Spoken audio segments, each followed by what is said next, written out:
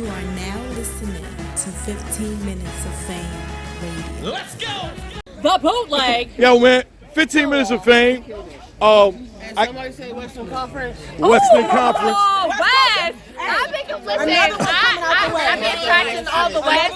I be attracting. Wait, hold this thought. Let me get Bree real quick, and then I got you. I'm gonna call you in. That part. Stop. Well, you could call her Bree, but we know her in the battle rap world as AR-14. So, I'm ready. I've been ready. We've been recording. Hey guys, what's Gucci was shaking? You already know who it is. It's your girl Ash Cash. We out here with 15 minutes of fame. I'm with my girl out here, 8R14. She just came up a crazy ass. Yo, talk to the people. Let them know. I had a great fucking battle with C3, and I'm so happy from the feedback. In the moment, we were both getting reaction, but you don't know exactly how people feel about the battle overall until you get off the stage. Sound like smack. I'm from Mexicali, okay? So like I get in my Spanish bag real quick, you know what I'm saying? No, but getting the feedback that I'm getting from people, like I'm super excited about this. I was excited about this battle beforehand, just because I'm like, if I can beat C3, hang with C3, I feel like that's gonna earn me a lot of looks, a lot of respect. Period. Because I'm heavy on my pen. Like I always push that. Like, so to hang with somebody who's also known for their pen and their bars, it's like, okay.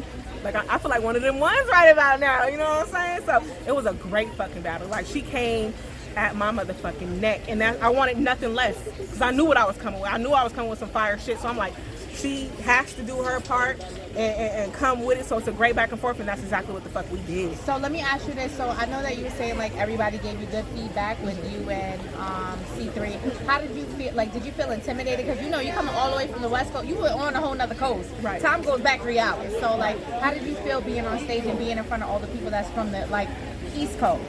I wasn't Were you intimidated? I wasn't too intimidated because it's not my first time battling in front of an East Coast crowd. Mm-hmm. And I mean, usually when I was going to the East Coast, I was battling in New York, and I feel like there is like a super home court advantage. You're in their state. So being in Atlanta, I was like, it's a little bit more mutual. You know what I'm saying? But I was comfortable. Like I feel like it's one of those things where you get your first reaction, you're like, okay. Like it's not, when you say some fire shit and you don't get no reaction, you're like, oh, these motherfuckers is not fucking with me. Like it don't even be about, oh, I wasn't fire. It's like, no, I know I'm fired. These motherfuckers just don't want to give it up. But they was giving it up, so it was like, it definitely broke down that little bit of, I don't even want to call it wasn't ring rust. It was just like every battle, you don't know what to expect. Mm-hmm. So, yeah. I don't feel like I was intimidated by the fact that we're on the East Coast or in Atlanta. How did you feel about C3's rounds and what she brought to the table? Because, some of these top tier rappers, they be playing around, they don't bring all of their A game, they sleep on you half the time. Did you feel like she was going to come with what she came with? Like, were you satisfied with what she came with? I honestly wasn't. I was very satisfied with what she came with. I'm very happy that she came how she came. I didn't know how she was going to come because, for one, right now she's battling very frequently. So I didn't know if she'd have the time or the energy or the give a fuck enough to like take this one super seriously. Like I feel like this is one of the ones where she needed to show up and show out. First of all, the platform is Queen of the Ring. It was her comeback to Queen of the Ring. This is the first time she's battled on this platform in a very long time. And on top of that, it's like I am AR, and I know that everybody knows I'm coming with the bar, so I was hoping that she takes that seriously and doesn't try to like, be like, everybody thinks she's cool, but she's really not that good, so I'm not gonna come with that, But she respected everything about this battle and came with her shit, and I'm very happy with her material and how she came at me. It was great. Now, who was your battle before C3? Like my very last battle? Your very last battle. My very last battle was Coffee in 2017. So your very last battle was Coffee. When you got the C3 battle, did you get any other requests before her? Like, what made this one special to you? Like, you know what? I'm taking C3. A very good question. You know what? I'm glad I thought of that. But go ahead. People were like asking me to come back. I got her. And one thing that I will say influenced me, and I'm not going to front, is that Coffee got in my ear, and Coffee has reached such a point where it's like, shout out to Coffee. Coffee does not have to me, honestly, I know, like, competition-wise and ranking-wise, right now, Coffee has surpassed every female on the West Coast. She's the top West Coast female right now. So for her to come back and be like, 8R, I feel it's different. Not controversy, because I love RX. Right. To me, yeah, just because, she has hustle next. Oh, she does. She has hustle next. Like, to me, that's an accolade in and of itself. But RX had Gaddis last. So are they equivalent or Is equivalent the word or equivalent? Oh, equivalent. because I did not say you equivalent. definitely put your white girl shit in. It's equivalent. Is it equivalent? doing her thing. But just speaking on what's lined up next for both of them, I feel like this is a crazy look for Coffee. So right now, yes, Coffee is the top West Coast female right now. Like, I can only go off what's happening in this second. You know what I'm saying? So, for Coffee to kind of be like, look, Adar, hop out there, watch your return. The game needs you. You know what I'm saying?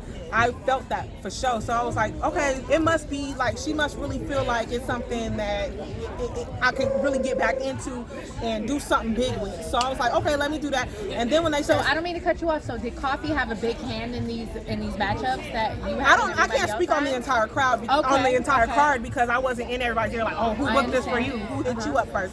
But for me, Coffee definitely had a big hand in it because she was the first person to hit me. And then I had to talk to me and Debo had things that we have a conversation about from previous, episodes or whatever. So she was definitely the catalyst in bringing that together, at least for me. I feel like if Coffee hadn't had hit me, I probably would have never done this because I don't feel like there would have been a conversation between me and Debo. Like, I don't know how that conversation would have came to be had she not stepped in and been like, this is what I want to see here. You know what I'm saying? So definitely her being like, get out there. And then when they told me C3, I was like, okay, like y'all giving me some real comp. Like, this is somebody who's known for bars, which is the same thing I'm on. So it's like, yeah, this is my type of shit. Okay, so what's next for Adar? So now that I know that you're back in the game, so now that you're back in the game, is there going to be, because people come in, they retire, they come in. Are you gonna be a Jazz? Like, are you gonna be like I'm coming in and I'm gonna take big battles, and every 2 years I'm gonna take a big battle, or are you gonna be super consistent and you're gonna take like a red bakes don't bang? Like, are you gonna be giving shots out? Like, what's next for Adar? I'm not big on battling West Coast chicks just because when I first started, I was battling nothing but West Coast chicks. So rather than me battling Red Bangs, I'd rather be there supporting Red Bangs and seeing her get the out of state place where it's like West Coast shit. We hopping out every state like, oh, West Coast. You know what I'm saying? I'm not saying it'll never happen, but I'm just saying right now that's not something that I see happening like in the next year or two. You know what I'm saying? Right now, I don't really have an idea of exactly who I want next. There's definitely names being thrown around, but as long as it makes sense, I'm with whatever. And you say you don't know who you want next? I don't know who I want because there's so many possibilities. There's different platforms. There's different talent that's on the rise.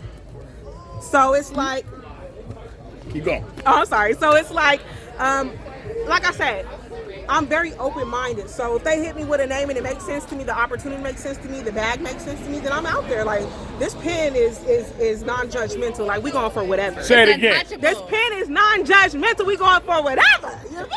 That part. There's a donation over here trying to intimidate me. Get away from me, y'all. Get away from me. Thank you. Donation, boy. Donation. Ada, that's me. That's Adar 14. You already know. Ash Cash. 15 minutes of fame. We out here. Thank you. Much love. 15 minutes of fame. You are now listening to 15 Minutes of Fame Radio. Let's go.